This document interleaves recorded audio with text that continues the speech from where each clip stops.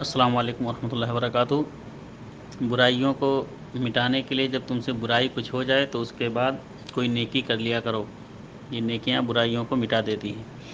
یہ حدیث حضرت معاذ بن جبل رضی اللہ تعالیٰ عنہ اور حضرت ابو ذر غفاری رضی اللہ تعالیٰ عنہ سے مروی ہے۔ دونوں اللہ کے رسول صلی اللہ علیہ وسلم جب دونوں کو یمن کی طرف بھیج رہے تھے سفیر بنا کر، تو ایک وصیت کی تھی۔ دونوں نے کہا اللہ کے رسول صلی اللہ علیہ وسلم ہم لوگ جا رہے ہیں اتنی دور سفر پہ، تو آپ کچھ وصیت کیجئے۔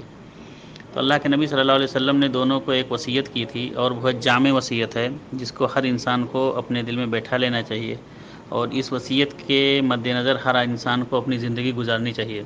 اللہ کے نبی صلی اللہ علیہ وسلم نے فرمایا اتق اللہ حیث ما کنت، تم لوگ جا رہے ہو جاؤ، لیکن جہاں بھی کہیں رہو اللہ سے ڈرتے رہو، اللہ کا تقوی اختیار کرتے رہو۔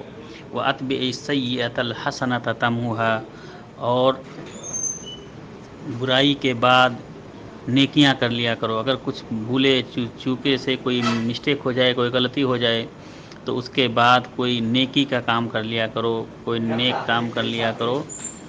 تمحوها، یہ نیکی جو ہے اس برائی کو مٹا دے گی۔ وَخَالِقِ النَّاسَ بِخُلُقٍ حَسَنٍ، اور لوگوں کے ساتھ اچھے اخلاق سے پیش آؤ، اچھے حسن سلوک کرو، اچھا حسن سلوک کرو لوگوں کے ساتھ۔ یہ اللہ کے رسول صلی اللہ علیہ وسلم نے وصیت کی تھی اور نصیحت کی تھی ان اپنے دونوں جلیل القدر صحابی کو۔ السلام علیکم ورحمۃ اللہ وبرکاتہ۔